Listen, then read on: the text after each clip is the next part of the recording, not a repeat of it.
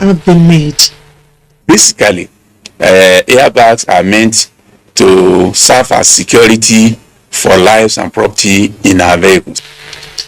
The motorcar airbags are safety devices or features designed to protect passengers and drivers in a head-on collision. The question begging for an answer, therefore, is how many car buyers take time to check the cars for airbags when they are purchasing one? Like we car dealers now, if you are going to buy a car, we are buying the one that has a airbag because people are going through what is raining. About an airbag in a car, it's supposed to be a supplementary restraint system. It's supposed to be something that helps to assist during the time of an accident, but it only works well once you have a seatbelt across your chest, or else otherwise it can be a dangerous thing in a car. Airbags act as a cushion for passengers, thus preventing them from hitting the steering column and dashboard, which may lead to head, shoulder, or even chest injuries. The importance of safety devices in a motor car cannot be overemphasized when purchasing a car. Therefore, it is advised to thoroughly check for those devices before purchasing a car.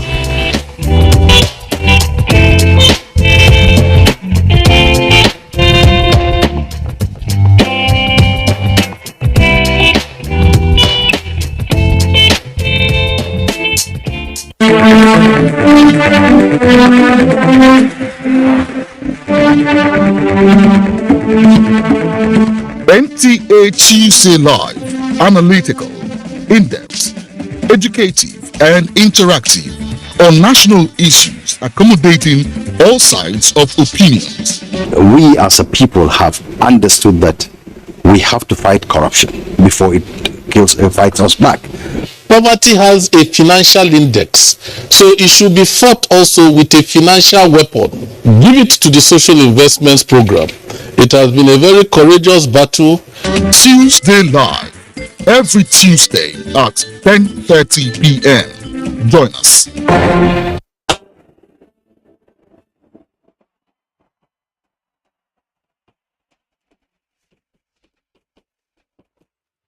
Issues in the sports sector remain one of the most debated among Nigerians due to the passion, followership, government impact on Nigeria's external image and our national life in the sports parliament.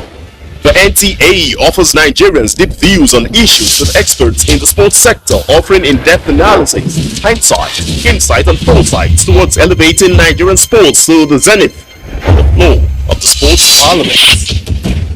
Sports Parliament, a unique platform for sports discussions, showing live on the NTA. Keep a day with the parliamentarians. The eyes have it.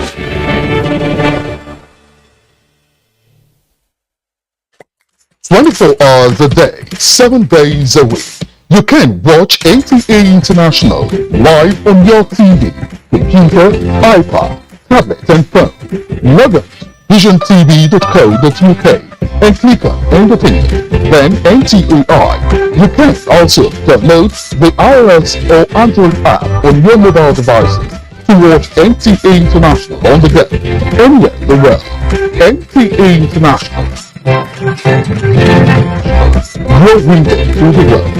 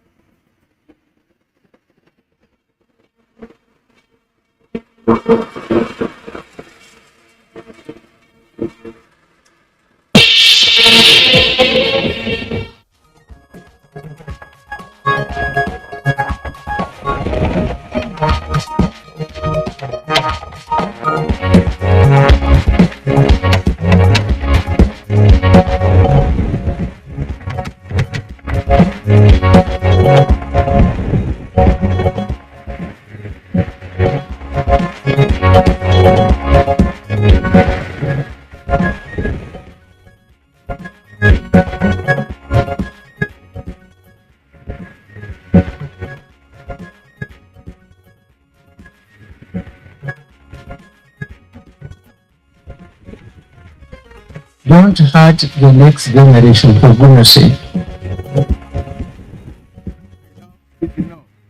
President Buhari raises concern on lingering ASUU strike in some state governments.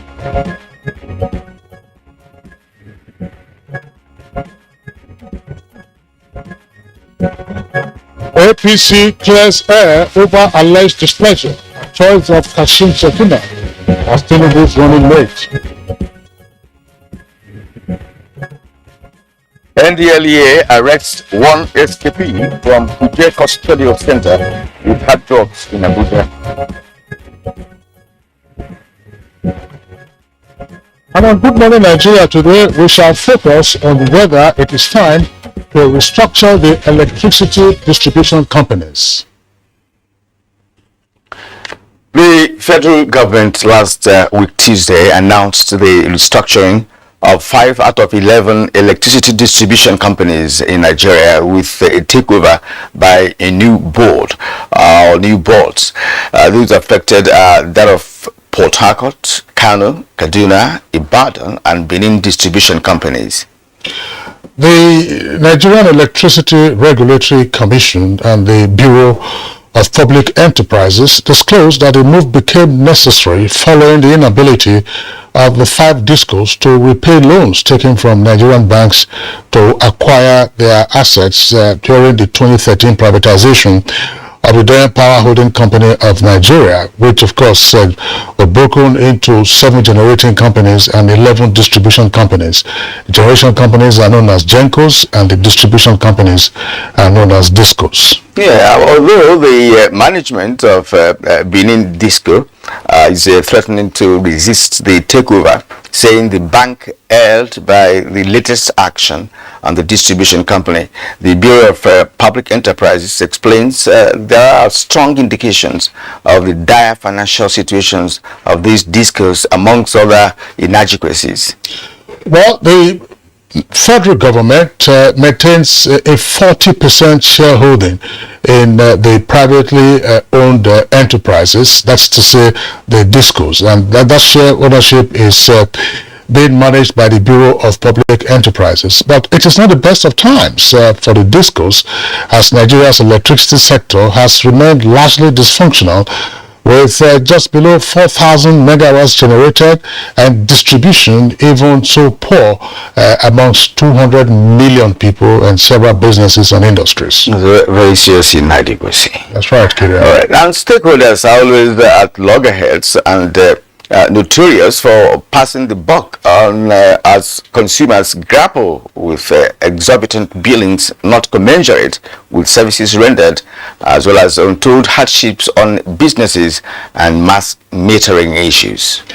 In fact, the National Grid, which is under the management of the Transmission Company of Nigeria, wholly owned by the federal government, in the 7 months of this year, has collapsed on a number of occasions. And just some weeks ago, power generation was said to have crashed from about 3,700 megawatts to an all-time low, even though the figure has been disputed. Some reported 9 megawatts, but the TCN said that exactly wasn't the case. But certainly the power generation crashed to well below 3,000 megawatts. Now there have been blackouts across the country, and of course the DISCOs have also attributed persistent poor supply to load shedding by the Transmission Company of Nigeria. Kieran? Yeah, just passing the buck as we earlier highlighted. Well, Good Morning Nigeria has been monitoring events that continue to unfold in the power sector, and on the 23rd of June it assembled guests across board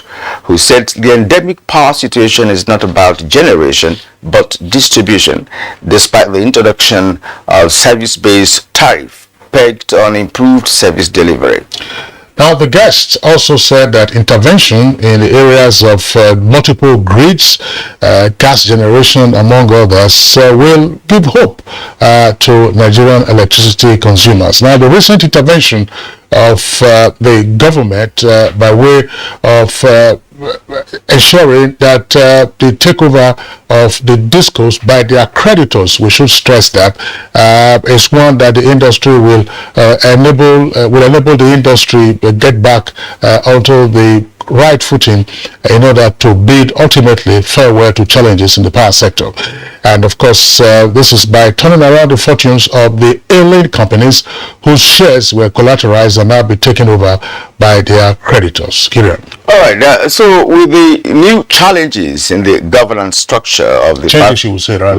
Exactly. On the 5 discos, which has already been named, what are the critical issues in some of the processes to be deployed in ensuring a history transition from reform for an efficient service delivery?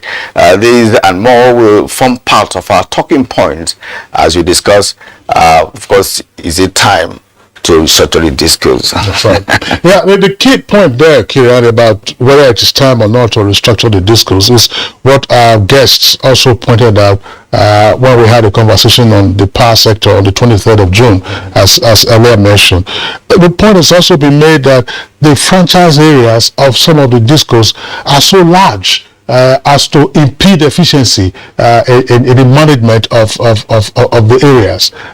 When it was NEPA, when it was PHCN, it was a different consideration, but some of the franchise areas are so extensive. I mean, when you look at AEDC, for instance, AEDC, which is Abuja, the FCT is growing, and you can imagine the level of power consumption. Now you hook onto that Nasarawa State. You also hook onto that Niger State, which has probably one of the largest landmass areas in the entire federation. I think it's they don't have the capacity, to cover all those vast areas. Of course, infrastructure is also lacking. That's part of it. And that's why we questioned earlier on in Good Morning Nigeria some time ago the capacity of these companies. And of course, did they really have the financial muscle ever before they bidded for join their bundling?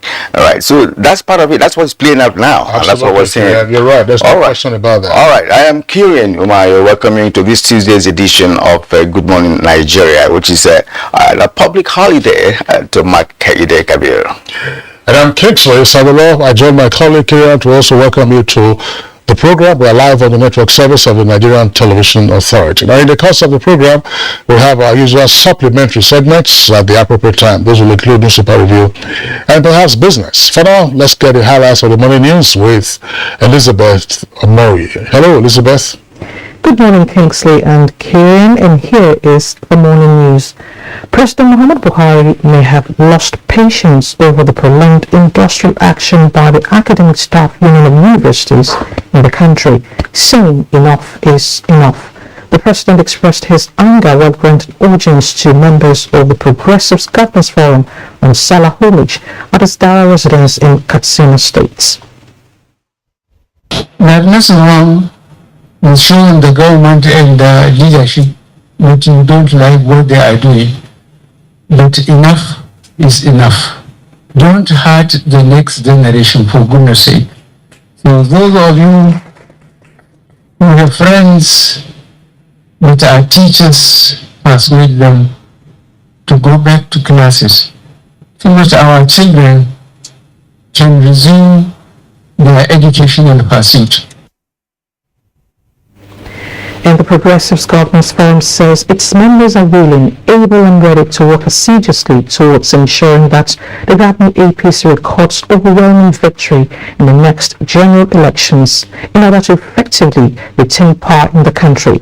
Chairman of the Forum and Governor of Kebbi State, Atiku Bagudu, stated this in Dara, Katsina State, while leading the members to pay Salah homage on President Muhammad Buhari. The APC governors described as false, baseless and mischievous insinuations in some quarters that the governors are not happy with the choice of Senator Kashim Shettima as running mate to the party's presidential candidate, Asiwaju Bola Tinubu. And we believe he brings a lot of value to the presidential ticket. So we are quite pleased. We have not met as governors for anyone to say governors are not happy. Maybe one governor is not happy or two individually, but I don't think there is anything like that. Now, a bit on security and election. The Inspector General of Police, Usman Alkali Baba, has ordered the deployment of adequate police personnel, operational assets for the July 16 Ocean Governorship election. Force Public Relations Officer notes that the Deputy Inspector General of Police in charge of the Force Criminal Investigation Department, DIG Johnson Babatunde Kokumo, is to supervise and coordinate the security components of the election to ensure a peaceful environment that guarantees the security of law-abiding citizens as they perform their civic responsibilities. The IGP assures that the force will collaborate with the Independent National Electoral Commission and other stakeholders to protect democratic values, provide level playing field for all political actors, and ensure adequate protection of voters, INEC officials, equipment, accredited observers, and key players in Ocean states. The increase in insecurity across some African countries has forced nations in the region to spend so much of their monies on security investments and less on development financing. This has become something to worry about for analysts and development experts in the region as they propose good governance and policies as the deliberate approach to cope with these challenges. We have to now make a link between security, between growth, between security linked to investment, to growth and development. We can't look at security anymore as an exogenous factor in that development process. We've got to integrate it as an endogenous part of that. And operatives of the National Drug Law Enforcement Agency, NDLEA, have arrested one of the wanted terror suspects who escaped from the Medium Security Correctional Center, Kuje, following an attack on the facility by insurgents last week in Abuja. The three terror suspect, Sulaiman CD, was arrested in the early hours of Monday at Irawan Motor Park in the Federal Capital Territory while attempting to board a commercial vehicle to Maiduguri, Borno State, with 3 wraps of cannabis sativa. While commending the officers and men of the FCT command of the agency for the arrest and vigilance, NDLEA boss Brigadier General Mohammed Buba Marwa has directed that the wanted suspect be immediately handed over to the Nigerian Correctional Service. Meanwhile, Professor Yemi Osinbajo, professors and academics must take keen interest in issues of education and health, exploring options for reform and innovation in those human capital development sectors. This was the highlight of a virtual meeting between Vice President Yemi Osinbajo and a team of professors drawn from the 6 geopolitical zones under the auspices of the Progressive Intellectuals Advisory Group. On health, the Vice President called on members of the group to support the federal government's efforts to reform the healthcare system by contributing ideas that will make health insurance work effectively in the country. Goods worth millions of naira have been lost in an early Monday morning inferno at Abuja market in Ibadan, Oyo State.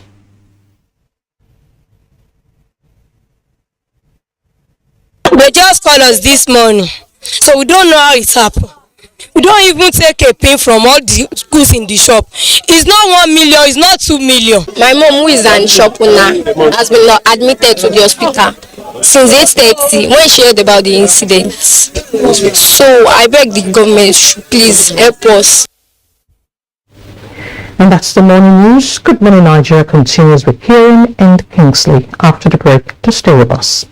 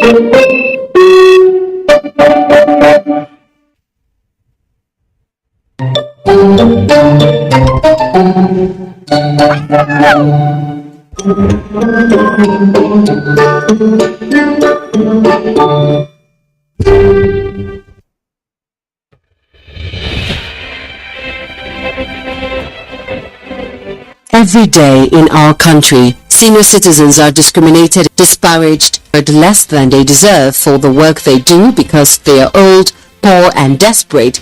We are failing them. Senior citizen loses a child and wow, they must be responsible for their death. Every time a senior citizen gets labeled a witch, is called mad and shooed out of the way because they have no memory of where they were headed and look unkempt, we are failing them. We say, abeg, you don't old, make it do die, make everybody for rest. To ailing parents, uncles and aunts. That's discrimination. That is neglect. When you see an old woman getting beat up and being accused of witchcraft, do not turn the other way. Stop and teach people that white hairs, wrinkles and hunchbacks are no evidence of witchcraft. Aging comes with a memory decline. Sometimes it's not out of place to have elderly people lose their way, forget details of their lives, and how to properly take care of themselves. When they get to this stage, they deserve your empathy, not scorn. Our ailing fathers, mothers, aunties, and uncles are deserving of quality healthcare and peaceful transition. Make their last moments memorable. Senior citizens have paid their dues. They deserve your care. Stop all forms of discrimination against them today.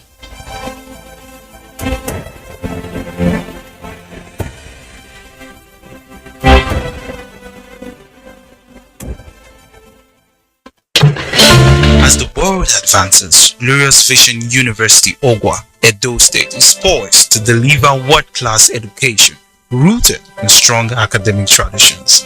In the colleges of law, basic and applied sciences, humanities, management and social sciences, Glorious Vision University is building the next generation of leaders. Hurry now for 2022-2023 undergraduate and postgraduate admissions into any of our NUC fully accredited programs. Secure admission today in one of the fastest growing private universities in Africa. Also note that the university runs diploma, GPED, part-time and tuition-free in all colleges. For more information, visit www.sau.edu.ng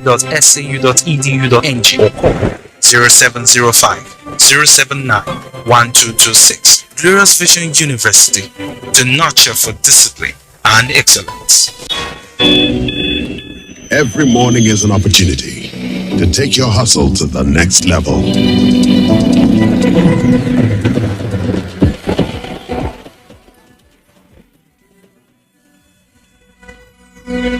Every morning is one day closer to your ambition.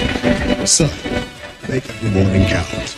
Cup after cup, morning after morning. Start strong, finish strong.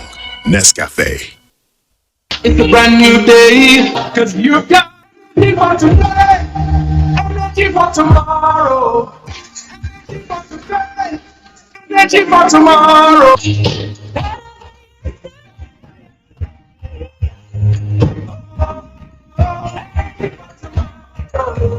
Watch out for the new NNPC, 19th July 2022.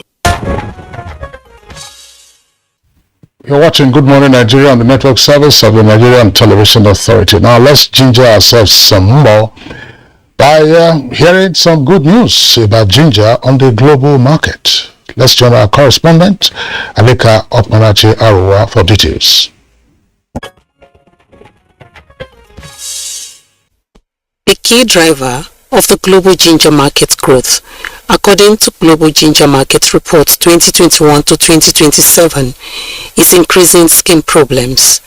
Ginger powders are used in the cosmetic industry as adding fragrance in soaps and personal care products. Also, the ginger is used as a condiment or flavoring agent in salad dressings, tomato ketchup and sauces, pickles or curry dishes. According to Statista, a German-based international business intelligence platform, Nigeria was the main producer of ginger in Africa as of 2020. The country produced over 734,000 metric tons. In the said year, the firm noted that Africa produced slightly over 856,000 metric tons of ginger in total.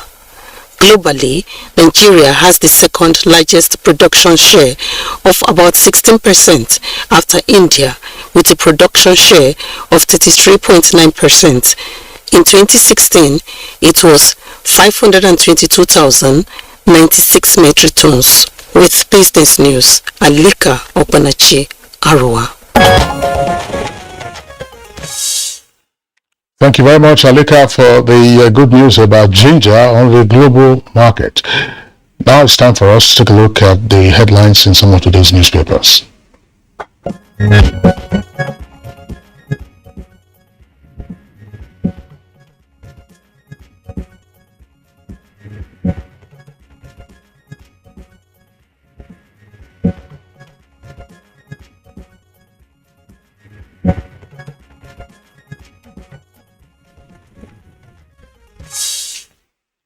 And let's welcome Bayo Tebi, our newspaper reviewer. Bayo, good to see you. Thank you, Kim. Good morning. Good morning, Kinsley. Good morning, Nigeria. Good to see you. We have two papers, the Punch and the Sun.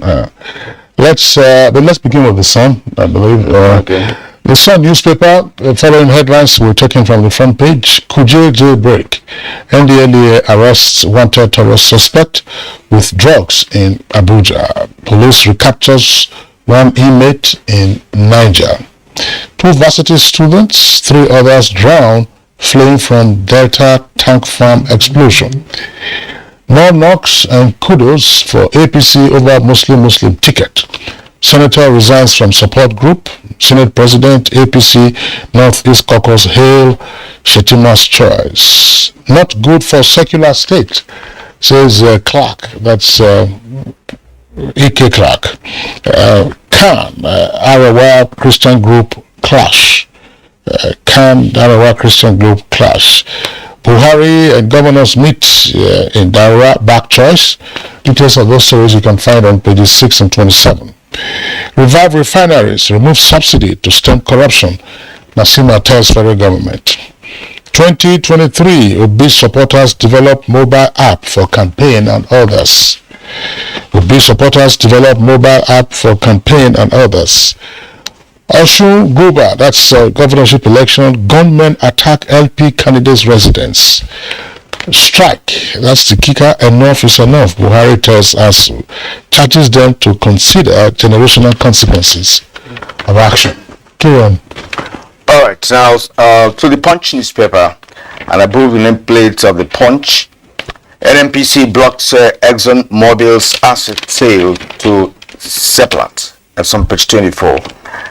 Power generation drops. Disco's federal government battle for control. The story is captured on page 22 of the Punch newspaper. PDP power rotation too late now. Southeast should wait, according to Bafarawa. Alright, that's on page 7. 41 million get names to escape SIM ban. It's on page 22. Directors of 10 banks pocket 6.96 billion naira allowance and compensation. For details, go to page 21 of the Punch. Alright, Kinsley already has read the story on the meeting of the governors in Daura with the president.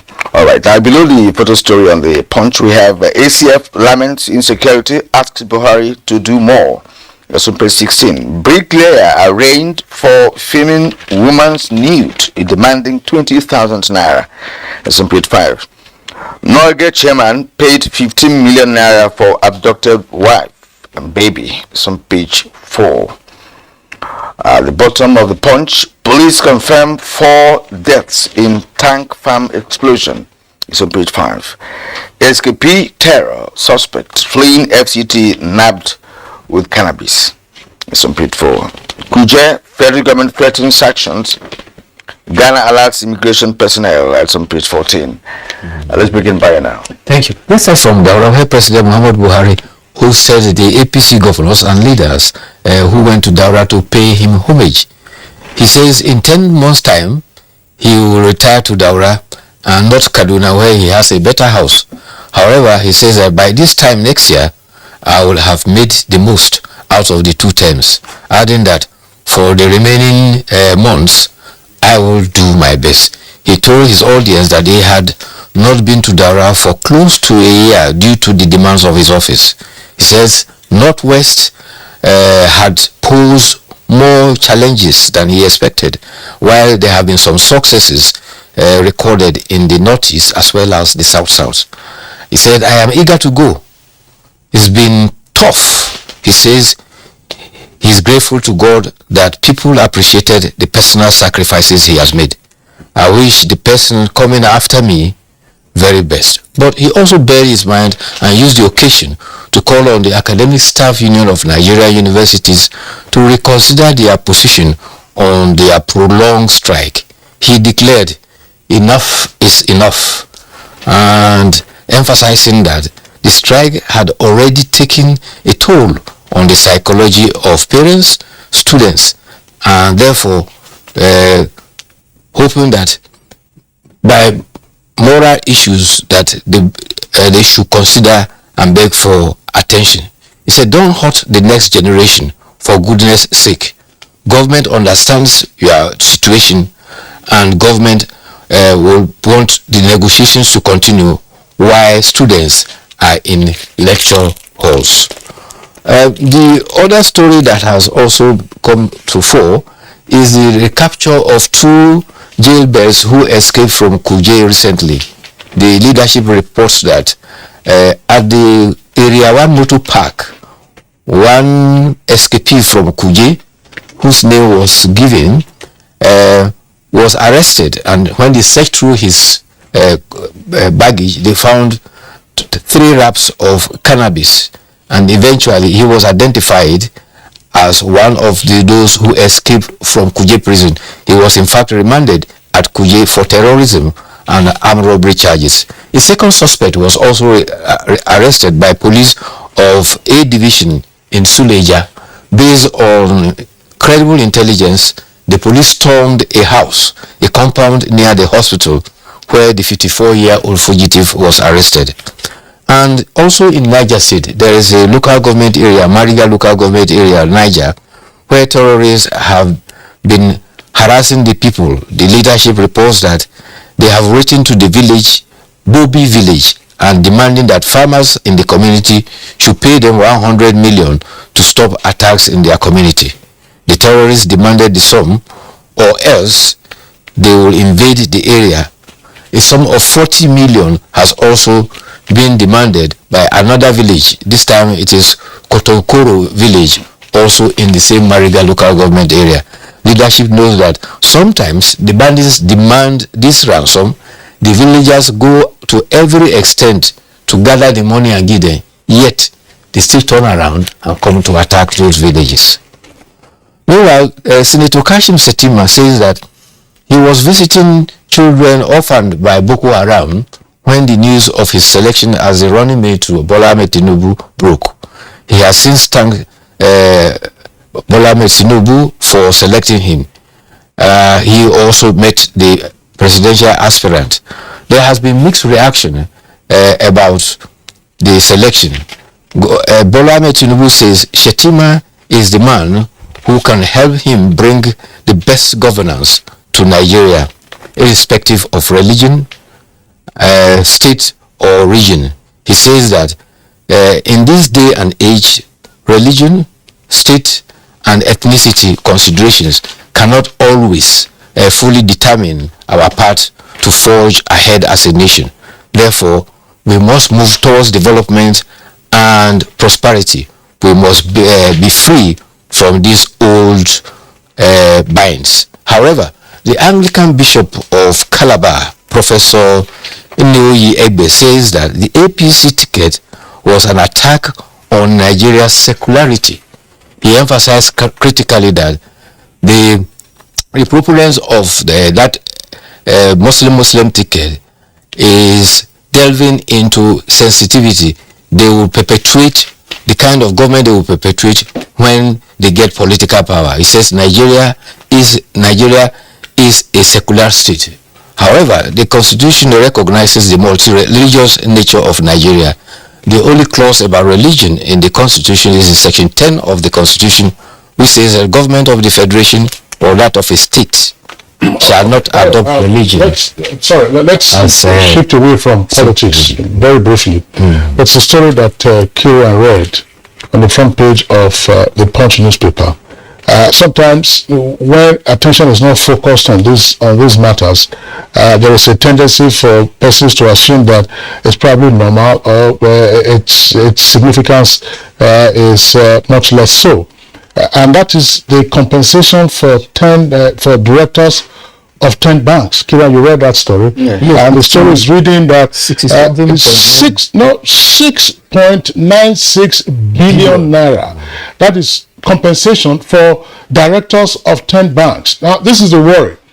Executive compensation issues are always matters that you find engaging regulatory authorities, engaging shareholders, engaging particularly the minority shareholders, because the shareholders ultimately are the ones who lose out when you have this kind of humongous compensation for directors of 10 banks. And by the way, these are not just private banks, they are publicly quoted banks that have been, the names of the banks are all there. Union Bank is one of them, Zenith Bank is there, Guarantee Trust is there, Stanbic IBTC, some of the big banks that you think of in the country. So the question then arises, how is it that directors of 10 banks in 1 year earn almost 7 billion naira in this kind of economy? So how much is it that the shareholders themselves also have?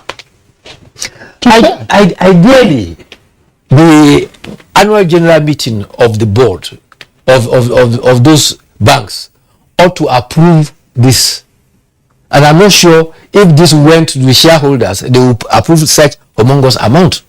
Well, but of course, the banks have been declaring huge, fortunes in terms of, gains and benefits, annually, and now humongous. So if they get this share, it must have been that they went through the process before it became public. That's what I want to, believe, because they can't just come up with this figure without necessarily following the necessary processes that are required before a particular amount of money will be reached for the 10 banks. But I believe that it's in the public glare. One way or another. No. Your assumption. I'm sorry. We have perspective to Kira, your assumption. I'm wondering how this amount could come without the shareholders being private to it. That's what I'm thinking, because, like Bayo said, they usually have meetings. There ought to be an annual general meeting of shareholders, and the position of directors, their earning and everything ought to be tabled and approved. Was this done? Assuming it was done. Sometimes you need to also witness some of these annual general meetings. Occasionally they turn out to just be the fulfillment of all righteousness. Now, it is not clear. It is not just compensation. It is not just fees for directors. It also includes their allowances. It is not every item of allowance that you would bring to the annual general meeting for approval. I mean, they will spend all kinds of monies. And the reason I'm raising this is that when directors of a company, particularly a publicly quoted company, are not put in check, they can run that business aground. And one of the ways that you can erode the revenue and therefore the financial health of an institution is through this kind of reckless executive compensation. But let me just read a paragraph here. Reacting, the chairman, Progressive Shareholders Association of Nigeria, Boniface Ukeze, said, although it was important for banks to remunerate their directors properly, there was also the need to ensure this was not done recklessly. Just take the word out of my mouth. He said that it is not done. He's not saying it is already done recklessly, but it is because why am I saying this is that even those who are heading the shareholder association of different banks are not also part of these directors, because of course they are the executive of the shareholders. They meet more regularly, than the normal annual meeting, of the banks. Well, that's why I raised the issue of sometimes the perfunctory nature of annual general meetings. And Bayo also touched on that. See, the reason I'm raising this is as follows.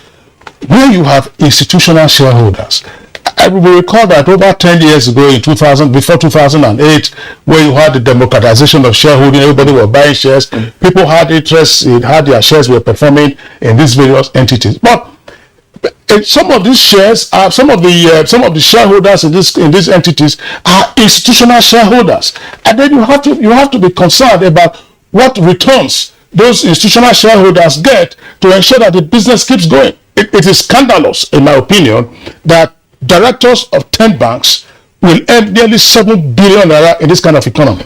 And then you call in the tax authorities, by the way. Look, yes, Federal Inland Revenue ought to have visited and find out how much tax they pay. For instance, Kingsley mentioned some of the banks, including Union Banks. For years, Union Bank has not paid a dime of dividends to its shareholders. But now you are paying directors how many billions? Now, why are the shareholders not reacting? That's the point. They react collectively, right? You know, to drive home the point that these directors are recklessly remunerated, because that's what people will expect to see. If the shareholders are not reacting, then it means that it's either that they're also part of it, or that the banks did the right thing. No, Akira, again, with greatest respect, the directors of the banks won't have done the right thing. You're asking a very important question. Why are the shareholders not reacting? The shareholders are many. They are widely dispersed. And then you also have the phenomenon of rational apathy that creeps in where you have widely dispersed shareholders. And proxy attendance for AGM. Precisely. And those are the things that sometimes, when directors are not put in check, they take advantage of. Well, gentlemen, our time is out.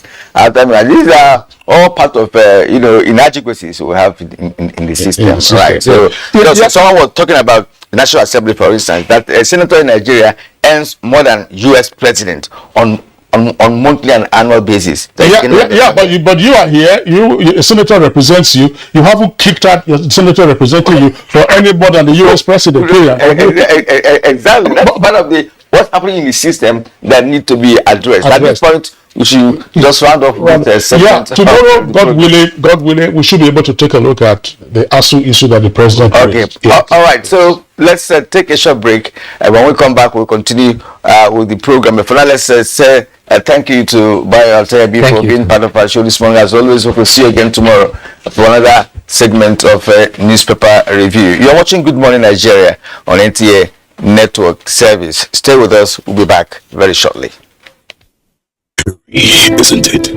Putting yourself out there, ignoring the voices telling you can't.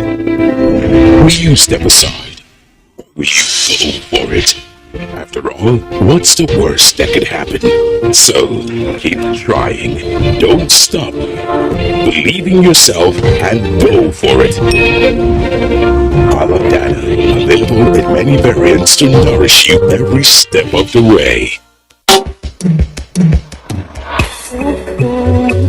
What are you waiting for? What are you waiting for? Millions of Nigerians have received COVID-19 vaccine. I have taken my own. What about you? We have taken our own. What about you? I am strong and healthy. What are you waiting for? What are you waiting for? We are strong and healthy. What are you waiting for? What are you waiting for? Go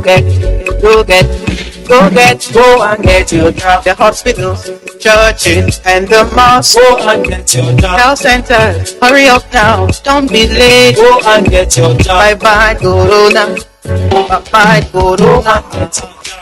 This message is brought to you by the National Primary Health Care Development Agency, NPHCDA. Wake up the champion in your child. Give them energy to go further. Milo Active Go and the natural goodness of malt, milk, and cocoa helps wake up the champion in your child. Hello everyone. Hope you people have linked your NIN. Don't be like my son Oshegun, who had to wait for his land to be disconnected. Yes, mommy, but I am now reconnected. Yes. I went to Airtel shop, enrolled for my NIN, and re-registered my line. Simple and short, no stress. It didn't end there. Airtel rewarded me with a new veg bonus of 20,000 naira free airtime and data to access all my social media accounts. If you already have NIN, all you need to do is dial *121# or visit the Airtel website to get linked out. Get on it. Airtel, the smartphone network. Every morning is an opportunity to take your hustle to the next level.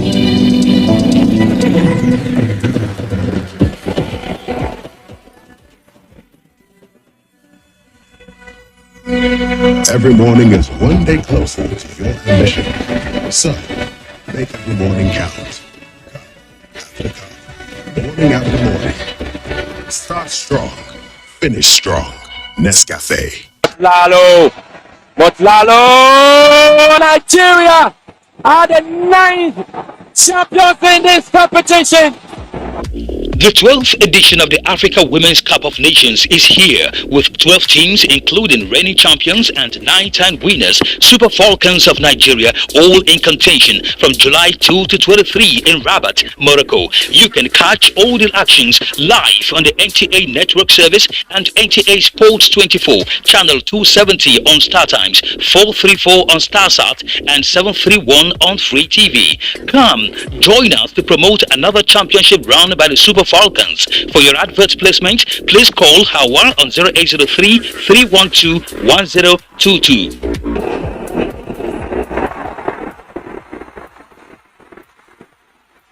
Africa Women's Cup of Nations, Rabat 2022.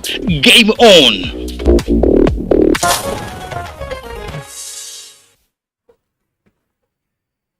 All right, you're still watching Good Morning Nigeria on the network service of the Nigerian Television Authority. We're having a conversation today on whether it is time to restructure the electricity distribution companies, otherwise known as DISCOs. Let's listen to this background put together by our correspondent, Oyemi Ajayi.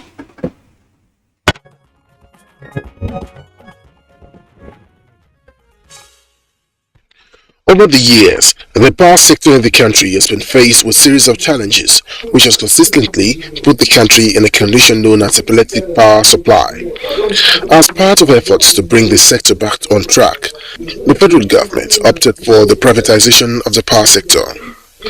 In 2013, the federal government privatized the electricity sector after raising about $2 billion from the unbundling of the Power Holding Company of Nigeria (PHCN), creating a number of transmission companies, DISCOs for distribution and generation companies.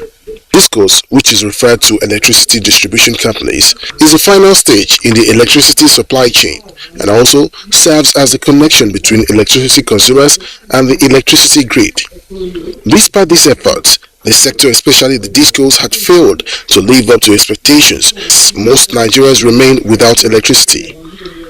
This brings about the idea of restructuring of 5 of the nation's energy distribution companies. The government had announced that the Port Harcourt, Kano, Kaduna, Ibadan and Benin distribution companies were the affected electricity companies. Part of the conditions for the restructuring includes that qualified private sector investors will buy the bulk of the equity in the company, recapitalize and run them profitably, adding that it will facilitate the activation of emergency funds through the Nigerian Electricity Market Stabilization Facility. The marketers of the Integrated Energy Distribution and Marketing Company said they own 60% shareholding interest in the Ibadan Electricity Distribution Company. It is envisaged that the majority interest in these DISCOs will be sold to competent private sector investors with the requisite technical and financial capacity to recapitalize and manage these entities effectively. However, can we say that the restructuring of these DISCOs is quite apt? Will it translate to effective power supply in the country? These are some questions guests will be answering shortly on NTA's Good Morning Nigeria.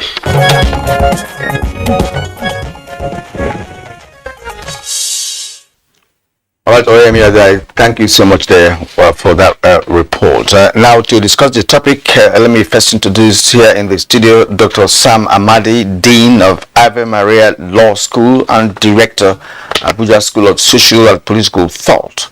You're welcome to the program. Thank you. All right. Barrister Bode Fadibe is the CEO, Sage Consulting and Communications. It is a pleasure to have you join us this morning. Thank you very much for having me. All right, Kieran, we might as well just also indicate that Dr. Sam Amadi was chairman of the Electricity Regulatory Commission, that's NEC. That's the supervisory regulatory body of the electricity industry. And Bode Fadipe was most recently the spokesperson for the Abuja Electricity Distribution Company, AEDC. And from our Lagos Network Center, we've been joined again by another energy expert and our regular guest on Good Morning Nigeria, Odion Omofoma. Mr. Omofoma, pleasure to have you again on Good Morning Nigeria. Thank you very much, and happy to be here. Happy Baka the Salah to all Nigerians. Welcome. All right, thank you very much. Also, Baka the Salah to our guest here in the studios. Gentlemen, you're welcome.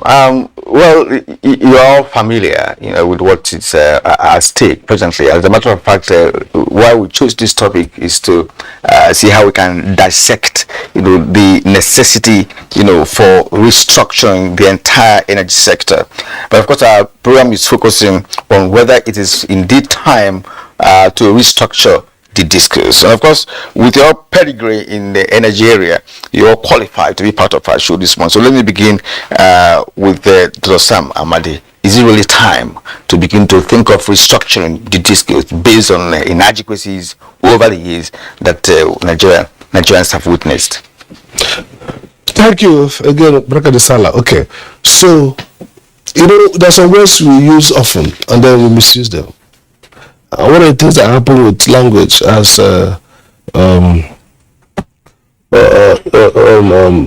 George Orwell mentioned years ago, talked about language and politics. He says when we misuse language, then you misuse politics. Because, for example, instead of saying slaughter, you say some people were dispatched to, were sent out of the earth. People will not appreciate what that means. So I like to try to first clarify. This sector is always being restructured. If you ask NEC, they will say that the last tariff order that they issued to help the discos, give back remittances, plug in some money, is part of restructuring. If you ask discos, they will say yes, restructure this sector. And what they mean is cancel our debt obligations, just wipe off the slate, do some financial engineering that the central bank and others can do, and maybe even the asset acquisition cost that's on them, CBN can just do some financial engineering and they are on zero. Okay, so that's their own concept of restructuring. If as a consumer or most Nigerians, they would say restructuring will mean take this thing out from these guys, maybe give it to those who can deliver, or give it to government. So I would like to define. I would say yes, this is time to restructure not just the discourse, not just the players, but go back to the policy. This program started with a Nigerian electric power policy in 2001. People forget there is this policy that triggered that gave back to the Electric Power Sector Reform Act, the roadmap under President Jonathan, and the various initiatives that President Buhari's government has brought in. So what I'm saying is that first, the policy needs to be over 25 years of that policy, 2001 under President Obasanjo. And that policy articulated three broad framework. One is unbundling, which we now know. After unbundling, corporatization and commercialization, and then ultimately to privatization. So the quick question we have to face is first is nothing is perfect. There are several errors. I've said before everywhere that the design and the execution of the process was faulty. I think I've been saying that. Not at faulty by intention, deliberately, but because we were even an age then when it was fashionable to say privatize. Government can do nothing. And so many of us took that unbounded rationality that, let's just speed fast to private sector. And in doing that, we compromise several things. Again, not with bad intention, but essentially carried away excitement. Once you sell it. So first, we sold to persons who didn't have. If you look at the case that Blue Disco was making about, we're owing these guys, okay, but we're even in court disputing it. Why should it doesn't transition immediately to reacquisition of our asset, or NEC or BPE accepting to hand over the ownership to this company? So they're going to be in court. Now, but what comes out of this is that, look, this is the danger of financializing a problem. If you see it as people getting MOUs and signing some financial papers, but they don't have the capacity on ground. If you look at what we sold, for example, it's based on net positive value. So if you do your proposal very well and show how much you're going to invest, and show that that investment will give you a net present value at the end of 5 years, okay? Then experts will look at it and say, your investment plan and the outcome shows that you're going to be a profitable enterprise. Now, if you don't look at the real capacity, managerial issues, you go with that financial arrangement. But that financial arrangement is speculative, because whether you put 2,000, whether a 2,000 worth of value comes out of it, it's not going to be shown by the spreadsheet. So the point I'm trying to make is that, look, we need to be more thorough and rigorous and say, look, apart from doing this financial engineering, get their books better. In July 1st, there was a tariff review extraordinary tariff review for some of the discos, if not all of them. Now, all those we are doing are interventions to kick the can down the road. But the real problem is, maybe we should have a few people sit back and look at this sector holistically. Not with a view to take out from people and take from B and give A, but to say, look, we made a mistake, there are gaps to be filled. Some of these are technical, some are managerial, some are just simple wrong leadership and policy. We correct it. And not focus so much on the financial, because this notion of financializing every crisis, that you keep putting money, doing mathematics, but the real failure in terms of structural challenges may not be addressed by more money or less money. So I vote for restructuring in a more comprehensive sense, but not necessarily divestment, but restructuring. And maybe I will say more about what has happened later. Okay, well, thank you very much, Dr. Amadi. And let's quickly go over to Odio Mofama in our Lagos network studios. Odio, again, let's have your perspective on what is playing out. The creditors of 5 discos have moved in. We do know now that there is litigation instigated by the Benin disco with regard to the creditors seeking to call in the collateralized shares. Now, some persons have attributed this to the corporate governance failure of the entities and their inability to continue to run those entities as core investors or majority shareholders. So again, I've also indicated that this is a domino effect. Amongst them, AEDC, we saw that earlier, Kano has also fallen, Kaduna has fallen, Port Harcourt has also fallen. Odio, if you are there and you can hear me, that's right. Now we understand that there is a satellite issue there. It's in our network center in Lagos. The satellite uplink is acting for. It's not a disco, by the way. So, but let's come back to the studios here and pose the same question to Bode Fadipe. Bode Fadipe, well, I mean, you were in AEDC. AEDC fell to UBA earlier, and now we are seeing what is happening. Ibadan is having issues over receiver manager. Port Harcourt is down. Then if I say down, I mean that the creditors, have moved in and said, look, you guys, ship base. Kano is down. Kaduna is also down. And the next question is, who else is likely to fall? The next, yeah. Quite frankly, it's disturbing that out of 11 discos, 5 of them are down. I mean, starting unfortunately with AEDC that I had the opportunity to work for.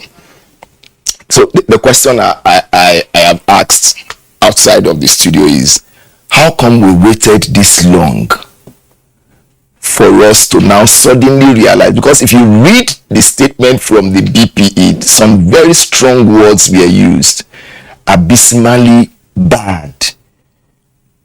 for Ibadan. They said Ibadan was the worst performing. Those are very strong words. And you don't become the worst performing overnight. It would have been a consistent record of non-performance over the years of privatization. We are 9 years old in privatization. When did you realize that these companies have become so bad that you have to intervene?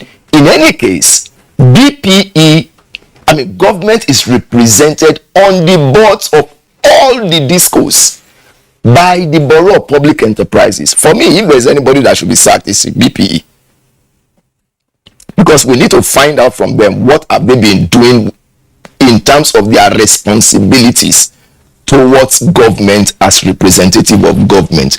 And for all we care, if 5 have gone down, luckily Yola has been taken over by Mainstream Energy because a force majeure was declared. So I think Yola seemed to have escaped. Enugu has not had any issue to the best of my knowledge, and indeed no information in the public space about Enugu. Eko and Ikeja seem to be the good boys in the sector. We pray that they continue to remain as the good boys in the sector. And then, of course, those ones that have been just too has gone through a reacquisition, so they seem to have escaped that intervention by the banks. But the truth of the matter is that it's quite frightening that 5 of them will come to this extent. And I dare say that the intervention of the financial institutions may not mean the efficiency that we want, because these financial institutions have not come there to bring about efficiency. If anything, they have come there to make sure that the acquisition capital that they gave to the purchasers is not lost. For instance, what government said about Port Harcourt is they use the phrase imminent insolvency. And when a company becomes insolvent, it means that the debt that company is owing, it cannot pay again. Who is going to pay? Now, the money was taken from a particular financial institution. Some people's money was taken from that financial institution. If that financial institution for any reason goes down, those whose money was used for that business are also in trouble. And this could be pensioners. It could be a pensioner's money. The money he had worked for about 35 years. Some people have even worked for about 40 years. They have been keeping the money. In the days when I am unable to do anything again, I will fall back on this. They may not have children that can take care of them, particularly in our own kind of environment. Where do they want to run to? Where do they want to get? So it's quite sad that BP had to wait for this long before they suddenly realize that these companies are not doing well. It's quite sad. You actually raised some points, in addition to what Dr. Amadi talked about. He said we'll compromise certain things, or unintentionally, perhaps at the incipient of the unbundling exercise. And he also talking about the fact that, which is very, very pertinent, that the government has a representative, the boards of the discos across board. So it's very important, and that the BPE should also be questioned. These are some of things coming from you. All right. Let's return to Odion or Mopomam. I think put a very good question across to you. I hope you actually captured that, but it all has to do with your perspective to the current situation with the acquisition of the discos by creditors. So let's get your view. Okay, thank you very much. I think it's important to also situate that what is happening to the discos is as a result of how the privatization was structured. It is important to first state that the discos are not owing the banks. It is a core investor who borrowed money to buy the shares, 60% shareholdings in the discos that are now online for the discos, to repay their facilities. So it's important to get that point that the discos aren't owing the banks in the way and manner being put out. Secondly, the acquisition of the discos is pretty much the acquisition of the shareholdings of the core investor. The government still owns 40% of the discos. And restructuring of that facility by the core investors is also imminent, because the reality is that the way privatization was structured of DISCOs, it was structured as a share sale arrangement and not as an asset sale arrangement.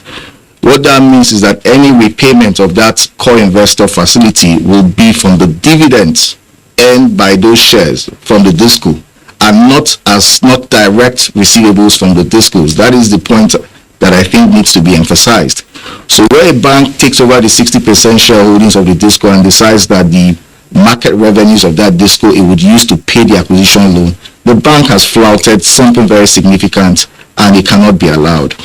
Having said that, but if Adipe mentioned that the BP is perhaps needs to be held accountable for why this has gone on for long, perhaps so, yes. I think it's good that the BP has finally stepped in, obviously through third-party interventions by the banks, and one wonders why it had to take this long for it to happen. But having said that as well, it is not the end of the problems as we see it, because the DISCOs are now in a far worse situation than they were when we privatized in 2013. You now have a debt of over 3 trillion naira sitting on the balance sheet of DISCOs, and this does not include the acquisition debts that the banks are now foreclosing on the core investors. So clearly a lot needs to be restructured. And the way I see it, there will be improvements. The banks will take ownership of the shares. New investors may come in. But my worry is that how fast can this happen, and what will that do to the corporate governance of some of these DISCOs? Because if you really look at it, beyond the market issues, there was also the issues of corporate governance amongst these DISCOs. And hopefully this time around, part of the restructuring should include proper corporate governance, managerial technical expertise in the DISCOs to make sure that they start to inch towards market profitability, at least a break-even point. But long and short, it's a good it's a good direction. There will be litigations. There will be litigations, but I think it's time that we beat this bullet and stare down at these core investors who have taken over shares of a company and have refused to provide service. Beyond that, we also need to look at the market holistically, as Dr. Sam Amadi had put it. It's not just enough to restructure this, because we need to look at how the structural framework of this market, and I think the structural framework is really wrong. And if we don't address that structural framework, we will just be passing over a dead utility to another investor who would also run it aground. All right. Thank you very much, Ojo. We will return to you in the course of the conversation. I know Dr. Amadi is itching to weigh in on one of the points, but let's get some clarification. The federal government, with its 40% shareholding in each of the DISCOs, was a minority shareholder, if you may. Now, the majority shares were held by 60% of these persons, which those shares have not been called in by the creditors. But a very valid issue that Bode raised, namely, and I thought I had also mentioned that in one of our editions of Good Morning Nigeria, when there were always complaints about the performance of the DISCOs, I have asked myself, and I voiced it out on, do these companies, do they hold meetings? And if they held meetings, what were the resolutions? Because there's a public interest factor in the fact that the federal government holds 40% of the shares in these entities. So the question now is, why did it take BPE this long as the representative of the federal government to recognize that, look, even as a minority shareholder, you have rights. I mean, let's not get into too much of company law. If there's minority oppression, you have rights that you can ventilate. But why did it take this long before you don't recognize that something was wrong, and then using what Bode appropriately described as those very strong words in describing Ibadan, in describing some of the other entities? I mean, as it were, these are entities that have literally failed. Dr. Sam. I think very good question. First, let us, BPE's membership of the board of this DISCO was controversial. When the assets were privatized, some people had a view that BPE should not be institutionally represented. The argument was that they are, of course, the undertaker with the Minister of Finance for government assets. But the argument was that if BPE had a monitoring contract, because if you look at the privatization as an exercise is BPE has the statutory responsibility to monitor the performance of those agreements. If you're the one who's going to regulate primarily that aspect, that's to see that they follow the contract they signed with the federal government, and then you're on the board. So conflict of interest, people raise the issue. In fact, the particular minister fought hard with BPE, then I think was either Nebo or so, to federal government to appoint corporate persons in the government, public service, engineers, people have experience to represent them, so they're not trapped, so that the BPE can do its job of monitoring. Now, when BPE sets staff at the seat there and they're paid very well and they have allowances, some people can allege all kinds of inducement. So capture of a sort comes in, and that's probably why you don't have that early warning signals and proactive engagement. So that's another issue to resolve. Should we be having BPE, who has a work to do to monitor, also be in the board with the benefits and privileges that comes with? The second issue is, look, there are two levels of this sector. One is, people forget that, see, when government privatize, like you said, is a corporate arrangement. It's change of ownership. It doesn't stop next regulatory work. When I was the chairman, I emphasized separating that two functions, because whether it's public or private, regulation is still the same. You have to regulate it. So even if government takes back the asset and it becomes NEPA or PHN, it doesn't stop regulation. We will see some sector where government is still, having entities that are still regulated. So the argument here is, if a company has crisis over ownership, like he pointed out, shareholding, not asset, because it was clear that none of the assets will be pledged for the financial transaction of the would-be investors. The question we have to ask is two questions. One is, what is the relationship of the regulator? Who monitors part of the filings that you do to regulator, all the financial filings, all the performance filings, the generation, distribution, everything. So the regulator sees everything. The regulator has a stepping right to say, for example, if you're not making returns to the market, if you're not servicing your market obligations, as we have seen that these discos are not returning money, they're not paying their bills upfront, upstream, and all that, the regulator has a right to act irrespective of whether the shareholders are quarreling. So we must first look at regulatory control of this performance, because essentially what the regulator concerns is operational. Are you delivering service? In fact, some companies can be functionally efficient while they are squabbling over ownership. So the fact that people borrowed to purchase a share and having problem with their banks should not translate literally to failure of service. What should matter to the regulator is whether they are in a financial situation and corporate governance situation to efficiently deliver those services. So while I want us to not to allow the investors to crowd out and force government to pay them money or help them for their private failings, we should be able to disconnect their financial transactions to acquire an asset and their suffering over it from the corporate performance of the asset as a utility that is regulated. I would say this, that BPE may not be effectively controlling the utilities in terms of monitoring their contract agreement. They agree with the federal government, we're going to reduce losses by X, we're going to make this investment by a meter. Their job is to monitor that performance, and together with the regulator, ensure they do that. Now, if you borrow money from your bank, and the bank can acquire back that the ownership right of that if you fail based on their contract.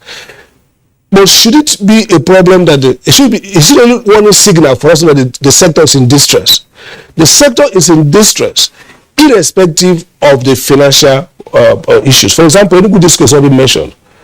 Maybe because they have a more stable ownership structure, maybe they borrowed money from where their assets, they are performing it very well, but it doesn't mean that any good discourse is actually very efficient in their service delivery. So I want to just draw this distinction between what's happening to asset investors and their shareholding and how they acquire money, and what's happening to the entity, the capacity. And so oftentimes NEC and BP steps in because of these banks and say, look, we want to take over, they're not paying our money. But how about delivering the services the entities as agreement? If they are delivering that efficiently, then this control fight over ownership should be a phenomenon. It shouldn't be a big deal. I'll give you an example. Immediately Abuja Disco cake, after prohibition, Abuja had an issue with Copperstone of Zambia and the Nigerian owners. Never for 3-4 years. They were writing to us. We tell them, look, you guys settle your problem. You are investors who are quarreling with yourselves. We are going to be looking at whether these issues affect corporate governance rules, affect performance, affect your financial obligation to market, and affect service delivery to customers. So I think that the regulatory side should be tightened, because even if you acquire these banks have no technical competence in all utilities. They're going to appoint maybe new sets of cronies into the board. As I've seen now, there's nothing that says that this new board is the boards are more technically experienced or capable than those who have misplayed the sector. So what should we have? That's why NEC has the fit and proper regulation we did. Because we know that this protection may likely fail. I would say what we should be concerned as a regulator is to make sure that fit and proper, that the persons who run the entities technically fit, experience-wise, and proper persons, so that at every time you are sure that the management is capable of delivering the industry obligations, so that we don't run into the problem of assuming that once the bank acquire and put new directors, it's not for them to go back and say, how would this new, in fact, as a matter of fact, the regulator can veto out change of the management and say, because this management is very good, even though you have made acquired, so there should be a transition, a process. The point I'm trying to make, it shouldn't just say because the banks have taken over, or the banks want to take over the asset, or take over the shares and become the owners, therefore their actions should, override regulatory certainty and performance. I think what you're saying means that we have a multifaceted kind of challenges within the managerial caucus of these discos, right? And I was going to ask Barrister Bode Fadigbe to also speak to the fact that the government role, what should have been the extent of government role in regulating, on the monitoring rather, of this performance of these discos, considering the fact that, of course, government is represented in their various boards. Because some people also want to believe that there's a level of corruption also in the managerial cadre of this discourse that will have led to this sudden collapse after over 9 years of unbundling of that sector. So what has happened to these 5 discourse? Could it be that corruption also played a role in terms of management, of the discourse? Well, I'm going to be very careful responding to the issue of corruption, because that would deal with facts that you need to present to be able to say, yes, corruption has actually taken place, depending on the perspective from which you really want to look at the word corruption itself, because it's a concept that has diverse interpretations, whether from the academia or whether you are looking at it from the street interpretation. But having said that, I think there is something that we need to be very conscious of. Fantastic analysis by Mr. Mofuma in terms of the share sales agreement or asset sale agreement. Which one did they actually apply in the process of doing this privatization? And what has come out very clearly from his analysis is that it's not asset sale agreement but share sales agreement. But guess what? There is a point that we need to look at very carefully, and I think that was also reflected in the analysis of Dr. Amadi. Now, A pledged his asset. A formed a company and pledged his own shares, and then use that to buy another company. Now, what BP has done in law is that we have called back the asset of A that has that majority shares, and whatever affects A affects everything that A owns. A cannot be a thief and say it is my hand that stole the item and say, cut off my hand, without the cutting off of that hand affecting that is the owner of the hand. This is exactly what has happened in this situation. Now, the second point I want to make in response to that question is this. At the point of privatization, and correct me if I'm wrong, Dr. Amadi, because he was a frontline player in all of this. At the point of privatization, parties got their agreement. For generation, it was that you will ramp up availability. And they went to town, borrowed money to make sure that the machines are running and then they can provide the energy. For the discos, two fundamental KPIs were listed out. One, that they will reduce their aggregate technical, commercial and collection losses, which is the biggest elephant in the house. Two, that they will meter customers. So even if we go on the argument that it is a share sale agreement that we have, what about performance? Right down the road from 2013 till date, there are very few customers in this country that will raise the flag of happiness for any of the discos. I was reading in the media stories about BEDC, where a company said, we have placed a curse on BEDC. It will never succeed because I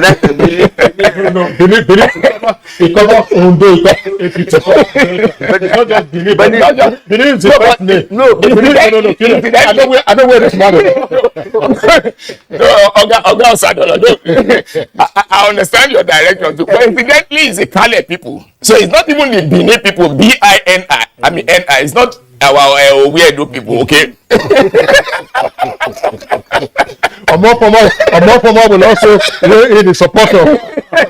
It's the true one. But you see, as comedic as that expression could mean, it expressed the deep pain in the hearts of the people that upon privatization, our expectation was that even when that expectation management was poor, because almost all Nigerians felt that from November 1st, it will be 24 hours of power supply, which was an impossibility. Because if you look at some networks in this country, you will weep for this country. Some of the poles that we have is just like what elephant can use as train stick.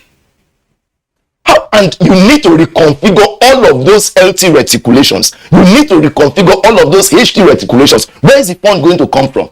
So if it is on performance alone, ever before now, and I continue to spread that point, BPE ought to have woken up to say, let's do an audit of the network. Show us your capex. Show us your opex. What have you spent the money for? How many injection substations have you built in your network? How long do customers have availability? The issue of graduation of availability is a very recent tariff structure. 16 hours and above, 20 hours and above, 12 hours and all of those things. So on performance alone, if you take all the discos to task, I dare say that perhaps there will be not even one of them that will survive that forensic audit on performance. Well, but thanks a lot. It's getting more interesting. You touched on some interesting aspect for the members of our viewing audience. I mean, not everyone can grasp the theoretical foundations around the subject matter. Not everyone can also understand some of the legal issues or corporate governance issues.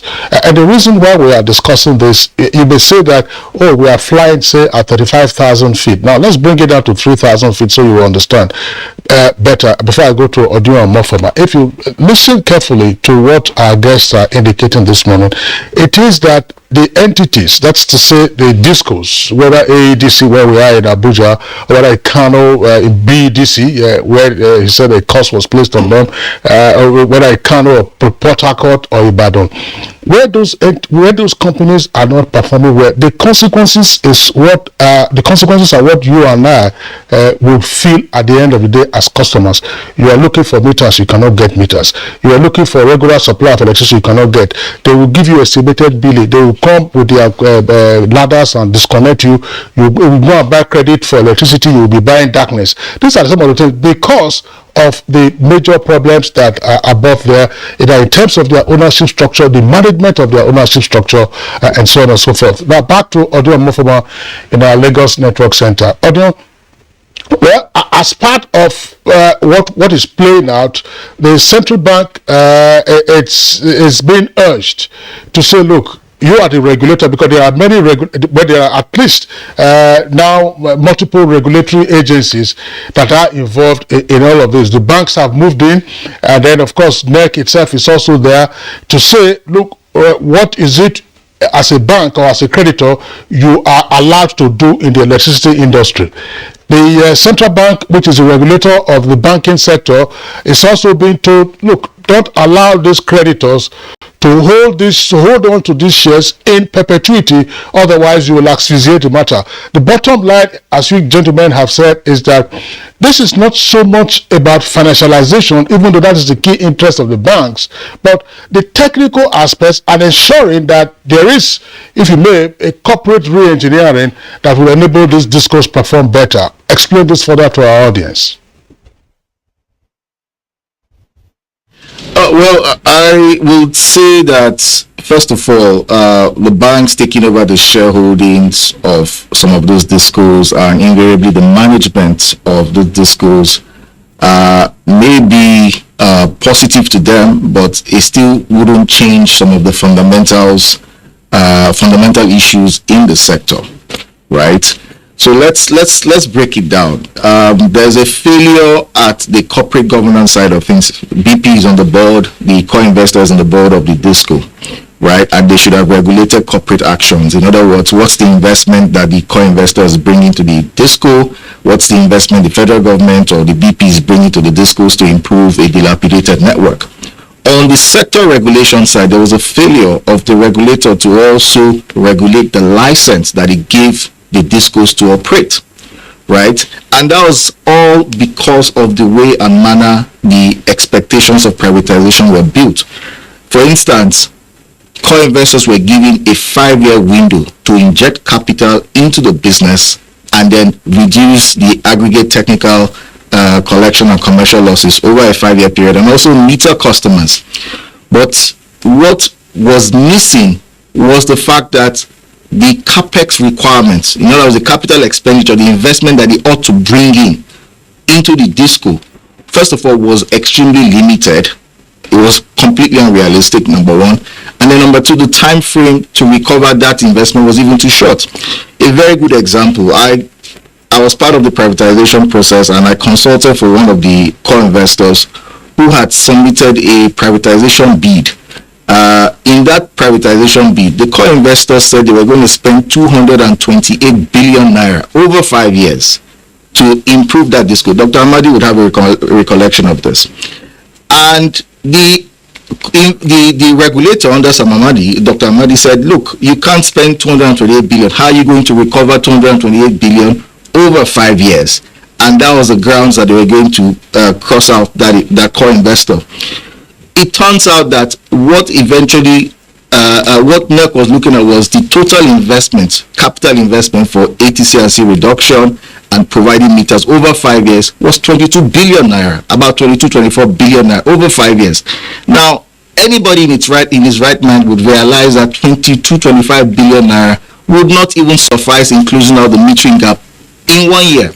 So it was completely unrealistic that investors were asked to inject that amount of capital, which was grossly inadequate, number one, to improve it, and then the timeline to recover it was too short. 5 years it was too short. So you've come up with this situation where it will not have worked.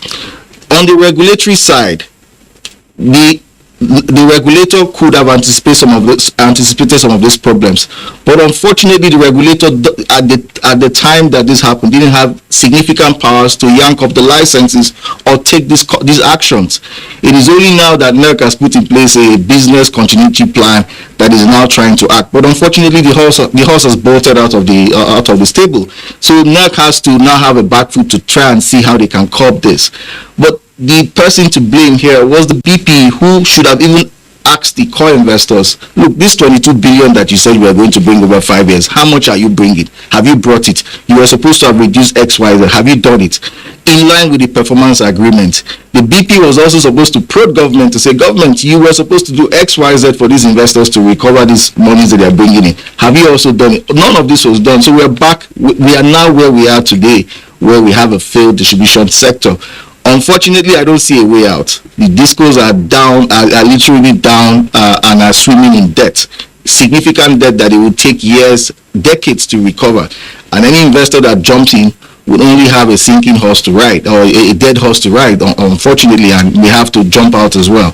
So I would say that, look, the CBN's pumping money into the sector is not the solution. Unfortunately, has worsened the financial stability of the sector as a whole, because you've created too much debt that the market cannot repay, right? So at some point, they have to figure out a way to restructure the repayment obligations of discos. Now, I'm not talking of core investors, discos, and that would take years, right? That would also block investments, new investments in the sector, because the CBN ranks as number 1 and number 2 in the cash flow of the sector.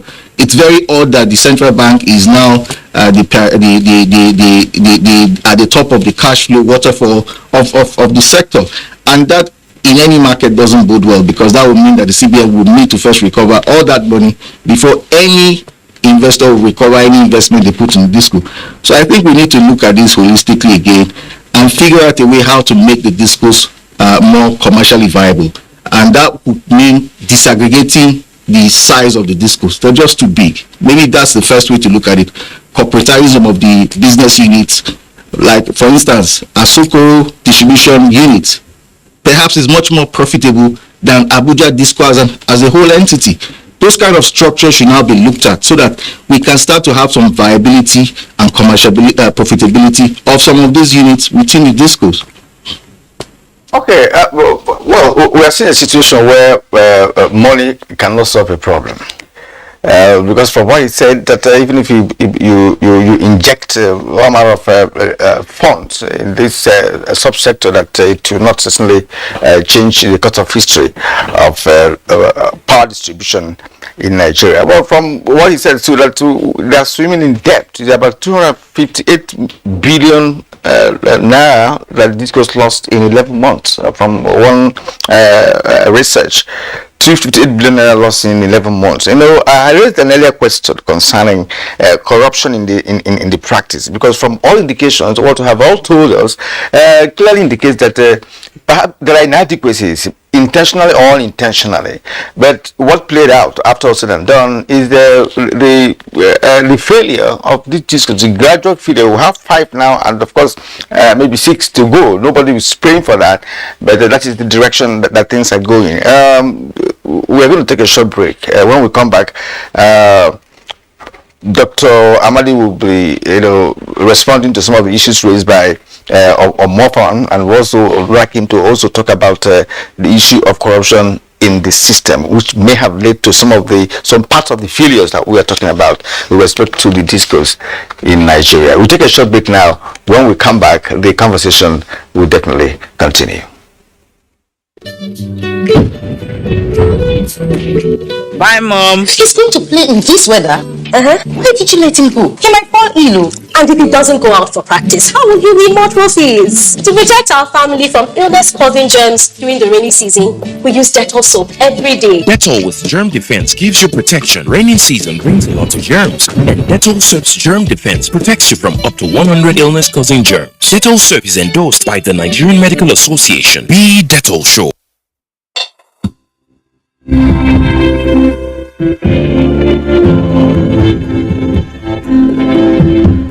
Have your PVC ready.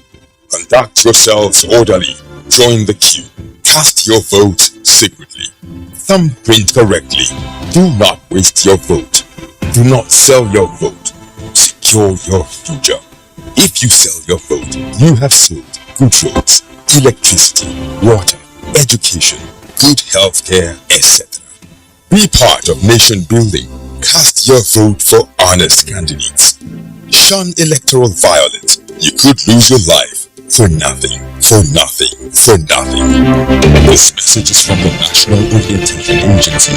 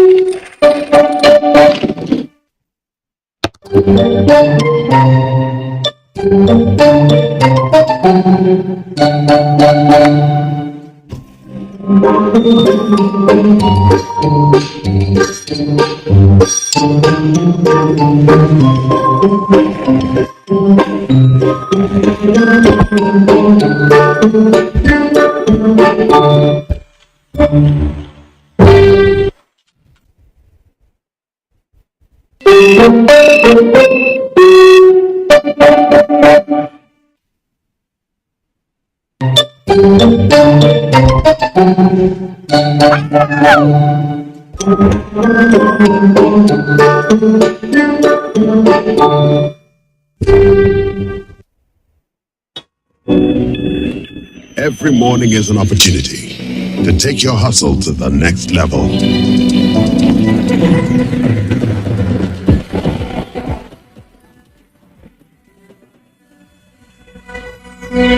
Every morning is one day closer to your ambition. So, make every morning count. Cup after cup, morning after morning. Start strong, finish strong. Nescafe. It's scary, isn't it? Putting yourself out there, ignoring the voices telling you you can't. Will you step aside? Or will you go for it? After all, what's the worst that could happen? So, keep trying. Don't stop. Believe in yourself and go for it. Aladana, available in many variants to nourish you every step of the way. Motlalo, Nigeria are the 9th champions in this competition. The 12th edition of the Africa Women's Cup of Nations is here with 12 teams including reigning champions and 9-time winners, Super Falcons of Nigeria, all in contention from July 2 to 23 in Rabat, Morocco. You can catch all the actions live on the NTA Network Service and NTA Sports 24, Channel 270 on StarTimes, 434 on StarSat and 731 on Free TV. Come, join us to promote another championship run by the Super Falcons. For your advert placement, please call Hawa on 0803 312 1022.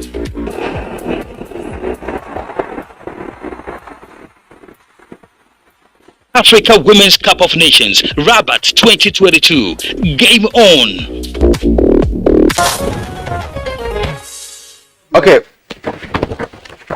All right, you are welcome back. Of course, we are having a off-air conversation with respect to the topic that we are dissecting this morning. As a matter of fact, we're going to Dr. Amadi. Mr. Omopomam raised a number of issues, very, very critical issues, which of course I'm sure you have noted and to make it to refer to. But one aspect that I'd like to raise here is the issue of the inability of NEC to carry out its responsibility with respect to proper and adequate regulation of the discourse. And again, the BPE is also a failure to ensure that the discourse, there's a proactive action, to ensure that discourse did not fall to the level where they found themselves at this moment. That, and of course, the other things you want to talk about. Okay, thank you. I think a very interesting and good point that he made earlier on. The problem of he talked about inadequate capex provision. Okay, so you say spend 25 billion allowed. I'm sorry to interject, Kieran. I mean, we've said this capex OPEX. So that for our viewers, somebody say capex, are you referring to a carpenter or something? Yeah, we know that it's capital expenditure. It makes sense. It makes sense. Just for personal expenses. Okay, so capital, not just carpenter. Expenditure in a disco has, or it has the capital, and of course the operational maintenance and other expenditure. And the capital expenditure, capex we call it, it tells you the kind of investment they can make. Things that have some costs, that have fixed, costs that last for a long time. So the transformers, they're talking about substations and all that. Now, when the point with privatization that I noted many years ago, even in my book in 2009, is that it usually becomes a guesswork around finance. So what we did was, if you look at tariff, 5 years, okay, you only make investment in 5 years. So that's something that in 5 years you will recover X the amount. Now, if it now says this capex or this capital expenditure will be recovered through tariff for that 5 years period, it means that the tariff will boom. So you have to now regulate and say the most you can financially invest within this period that is allowable and recoverable is X. But that's the problem. Investment in the sector should be long timed usually. So that's why later we did a 15-year tariff part when I was there. The idea is you have to borrow long tenure money. You can't borrow short tenure money and want to recover it through tariff. So that means tariff will be like 180,000 naira or 180 per kilowatt hour. Unaffordable. In fact, there was a tariff we did before I left, which was controversial, which I reversed, which Enugu Disco, for example, we had 180% increase of tariff at a time for manufacturers. The meaning of that is that every manufacturing industry in the southeast, in Enugu particularly, in Enugu Disco in the southeast, will move away because that basically and also not petition. So the idea is that these people needed their own asset. That was how we were designed, that they will come with $100 million to acquire the assets. Then you borrow to finance recovery and improvement. But most of them, if not all of them, acquired with 100% loan. So if you now benchmark their loan to the asset value or to the share value of their companies, they don't have capacity to borrow anymore. Now, two things that we have done. In many countries, you sell it for zero. Okay, zero it out. So notional $1. Okay, but now you pin them down to executable contracts. The money is there. This is the money, and from this to this, you put this money, put this in the sector. Military, for example, maybe have been profitable. And again, I objected. I told the minister then, back in Nigeria, look, this is the most expensive profitable in the world. When we are paying off labor, we all this money went to labor and corruption. The AFCC arrested a couple of, or we are working with a couple of officers, then BPE, allegation of embezzling those funds. Okay, so you created a slush fund, sold the assets for fee, use that money to pay disco employers who remain in employment. You are there. So most of the guys you inherited, you kept many of them because you're not going to meet people from heaven. They were there. They are paid off. Those who are on contract were given 50%. Have to increase them before they're paid off. So this money that we collected from the investors, which they borrowed from the banks, Nigerian banks mostly, were used to pay off and to steal. Then you don't have money to finance the investment that you need to improve the network, to generate value to customer and to yourself, and increase capacity to receive more power as you have now, and therefore sell more, make more revenue. So the point therefore is the way it was designed. And again, many of these discos also had investors who had MOU. They had no clear contract. There was a mismatch between their asset base and their shareholding. So if Sam Ahmad and Co goes to Kilian and Co in North Korea or South Korea, okay, South Korea or Malaysia, and we agree, you say, okay, 5% share you're going to have, but I use your 20 billion asset base to tie to my own 20 million, and then we pass the $100 million threshold. You're not going to bring any money. That 70 million that is that I used to mark up is not going to come to the sector. At most, you have 5% what you have, okay, share. But you have 5% share, but 80% balance sheet See the mismatch. So there are mismatch everywhere because we are, like I said, we wanted to privatize because we are tired of government. Now, in retrospect, that's why I argued. I know I had a big issue with the ministry and everybody in the sector. They thought I was against privatization. But my argument was that it's difficult to do well. And if you look at countries where it has worked, you face it. Then regulation grows with it. Capacity goes with it. Corporate rules. For example, even the banks. We're talking about the banks this morning. You guys talking about the banks. If you don't have a strong corporate governance and regulation, private sectors will collapse. The reason why private sector does well is because they are constrained by rules. And the shareholders oftentimes are more interventionists.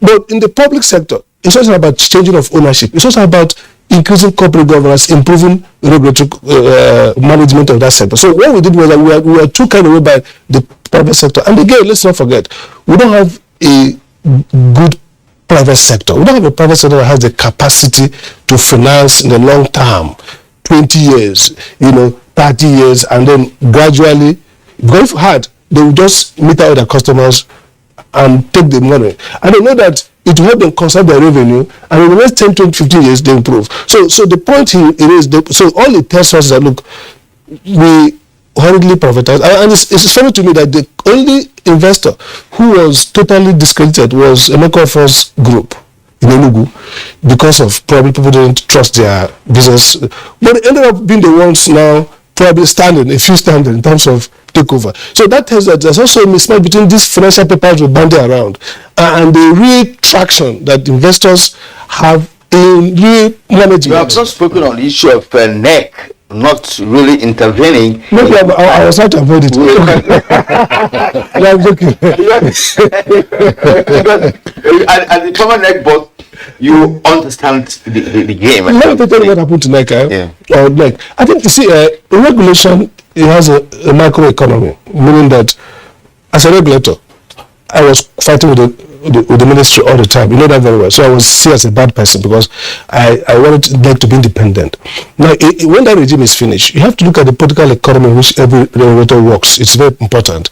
You can't go too out if they don't have that kind of reinforcement. So for NEC, I think what they're doing is that NEC, in terms of technical regulation, they are doing well. If you look at their orders, but what probably they need to improve is that sense of striking out themselves and moving on their own to take more control of the sector. You see, my point when I was there, I reckon myself as the owner of the sector. So just like the central bank governor sees himself as the owner of the finance sector, what that means to me is that if I see crisis, we'll go after it. But people have different style, and the present leadership might be much more, deferring to political authorities. And oftentimes, people say NEC has been compromised. Now, I don't think it's financial compromise, but NEC is still a very strong institution in terms of integrity. All of you attest. But what I see missing there is a narrative of what's going on. If you see what's going on as corruption, let's stamp our feet. You act differently. If you see it as maybe some technical problems, then you work only on the technical side. So I think they should see this as both technical and political. The sense that they should not just think that better rules, more tariff will solve the problem. You probably need to take some people out. You probably need to try to, for example, 6 months after the pandemic, we did a snap audit. Like, I will discover that Abuja, Ibadan, a few companies, we are overspending. If you look at their approved spend, what they should spend, they are spending so much on their directors, renting house in Sokoro. And we find them, we find some of them was 70 million. So we form back, this money collect back. Because there's a procurement guideline. Every regulated sector means that you can't spend within the procurement guideline. Number one, competitive procurement of everything. Number two is that they send their financial return. NEC is supposed to be looking at their finances and say, look, how much are they spending on service delivery component? How much are they spending on the administrative side of it? Because if NEC does not, and that's why NEC has MCR, they have an accounting, a market oversight surveillance department, whose job is, because they receive this report. So the question is, are they willing to step out and conduct the audit and say, look, we hold this CEO responsible, I will ask that they should return X amount of money. Because what happened all over the world is that regulated entities like to rig the system. They pay themselves more, they spend more on themselves, they spend less on their obligation to the market, except somebody is enforcing it. So you need to be much more aggressive with private entities than even with public entities in the regulation. Thanks, Dr. Amaniki. You remember when we were discussing the compensation and allowances for directors of 10 banks worth almost 3 billion naira. 10 banks directors earning 3 billion. 6.9 billion. No, that's 2.96 billion. 6.9 billion. Yes, 6.9. Sorry. Let me get my head around that figure again. Shock. Because it's shocking. I mean, to imagine that, and it's just going away, and we're all in the same economy. Each of them will get having about 700 million. That's right. And what we are saying now, some of the allowances will include diesel allowance, generator allowance, holiday allowance, gardener allowance, and they will not pay that gardener 1/100th of the money that is there in the books. But thanks, Dr. Amadi, for raising this issue. But we're getting pressed for time. I wanted to throw up two issues, but I'll take it one after the other. The franchise areas of some of the discos are said to be large. Omofoma mentioned that, look, in terms of efficiency, if you had a Soko, for instance, as a unit, probably excised out of the franchise area, it might be more efficient. When you look at the states covered by some of these entities, they look so large that inefficiency was almost a factor that will creep in. Will breaking down the franchise areas and then, of course, getting some other persons help, in the efficiency of the discourse that, well, Amafoma has already described as a failed distribution sector. That expression failed was first of all dropped from the mouth of Dr. Amadi, and I was hearing it for the first time from you, and I felt very excited because I remember very clearly that Dr. Ogaji came here and said we are flogging a dead horse. So again, it reinforces the fact that this sector requires more than an urgent intervention. If there's going to be any intervention, it should be like yesterday.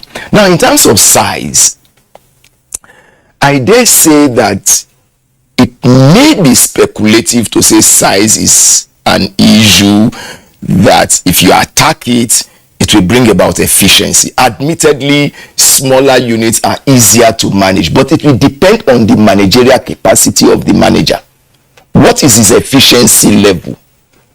I refrain from talking about corruption for deliberate reasons. Somebody out there could say, oh, maybe this is as a result of buy. No. But the truth of the matter is this. Look at most of the discos except Lagos, except Eko and Ikeja that are domiciled within a state. Most of them, if not all of them, have at least 3 states under them. But let's take Abuja, for instance. Abuja has the federal capital itself, which is equivalent of a state. And then you have Nasarawa, you have Niger, and then you have Kogi State. Niger State alone is bigger than the entire Southeast put together. But the question is this. What is the electricity penetration of Niger State? Is it the whole of Niger State that is electrified today? Such that you will say that because of that large area, it has become too humongous for the disco to manage. So for me, I question the reasoning behind breaking it down to smaller units for easy management. But it also makes a lot of sense because marketers in the discos, for instance, will tell you that I have too many customers to deal with, such that I can only deal with some of them for about 1 or 2 weeks before the billing cycle commences and extrapolate for the others, which is where estimated billing comes in. But if I have just 10 customers to deal with, I can go to them house to house and bill them. I can even attend their social engagements and interact with them in such a way that we become family members, and even without going to their homes, I can call them, Epa, your bill is it's time for you to pay. That personal relationship will be there. So from that perspective, breaking it down, making it smaller units will make a lot of sense, because again, one of the major problems that we are suffering at the national level is that we have a common transmission, the grid, so that when something happens in Sokoto, it's affecting the man in Ikorabasi. But if we regionalize the grid, for instance, and say southwest grid, south grid, sorry, I'm going into transmission, but I'm just using it to analyze the issue of breaking down to smaller units, so that the smaller they are, the more manageable they become. But again, the regulator has to stand up. Dr. Amadi has been very fantastic dealing with his old constituency, even though it's a slap on the wrist. But the fact remains that the regulator, both regulators, both BPE and the Nigerian Electricity Regulatory Commission, must also be courageous enough to detach itself from that political that political chain, perhaps tied around its legs, such that it's now becoming difficult for it to move as much as it ought to move. So I agree with you in the terms of breaking it down to smaller units, but that does not mean that there will be no problem again. Yes, it certainly will. At least we reduce the problem to the barest minimum. Yes, that can happen. Yes. All right. Time is on our side, but I'd like you to quickly take a look at this. Now, what should be the implications, of the current takeover of the 5 discos by banks? Because you have already pointed out that it's not going to be easy for these banks to actually operate the system, because they need to also deal with the professionals who perhaps maybe those who are there, ever before the collapse of the discos. What are we expecting from the banks, and how do we be able to manage the discos for continuous supply of power to the areas of their franchise? All right. First of all, let me say the takeover of the shares and then of the discos and management of the discos by the banks should not result in deterioration of services. As a matter of fact, I expect to see a very slight improvement, and in reality there's been some slight improvement in the disco that I live in, because I expect that the slack managers will now wake up with the realization that there's a new sheriff in town. The second is that we would see increased litigation in the sector, because 2 shareholders have gone to court or are in court already. We might likely see more take on the BP and NEC with regards to this order. But more importantly, it signifies a change in paradigm in the sector, that we now have a BP and a NEC that is ready to step in. Perhaps they may not have all the legal instruments in their favor. For instance, if you look at the Electric Power Sector Reform Act, it doesn't really empower NEC to move in the way and manner it has moved in. NERC has had to supplement by making certain orders and hoping to enforce some of these orders. But those things can still be challenged in court, as we all know it. And the discos or some of the core investors are challenging those that structure. But what it would then also do is also to start to prepare investors, new set of investors to come into the sector. I have been approached by a number of investors who say, look, we're interested in 1 or 2 discos. Can you please help us put together certain things? But the reality is that if you look at the balance sheet of the discos, they would also struggle to bring in new investors into the market. But in any case, we expect and anticipate that will work.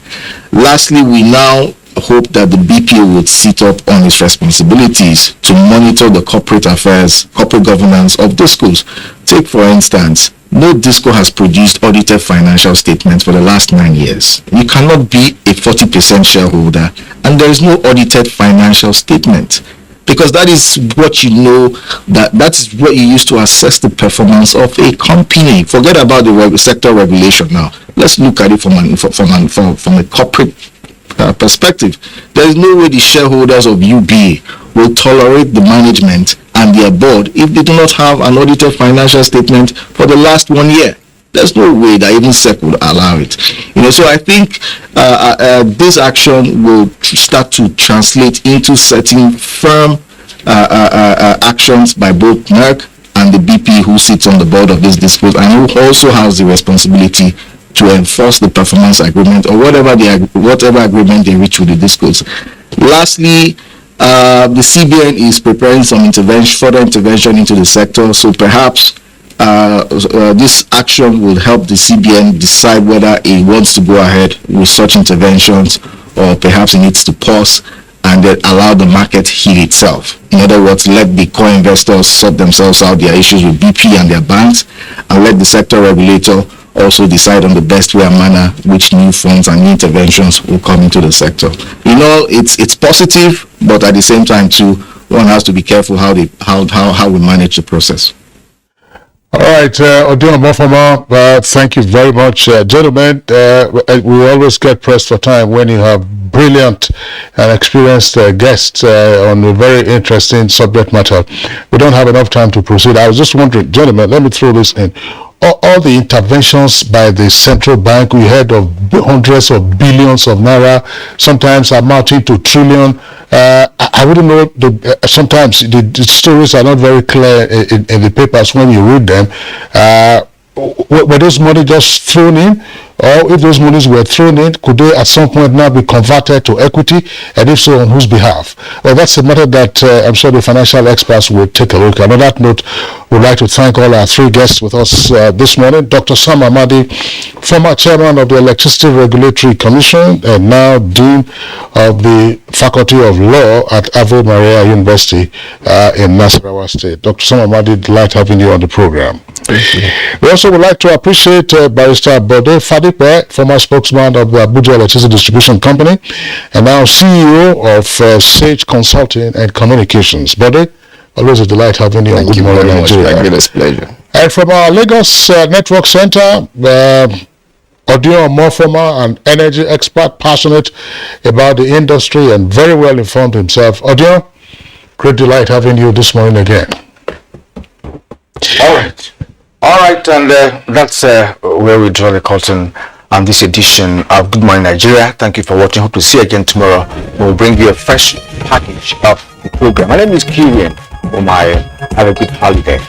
And I'm Kingsley Osadolo, joining Kirian to say, continue to enjoy your holiday, but remember, work resumes tomorrow. I will be right back here sometime 7 o'clock in the morning.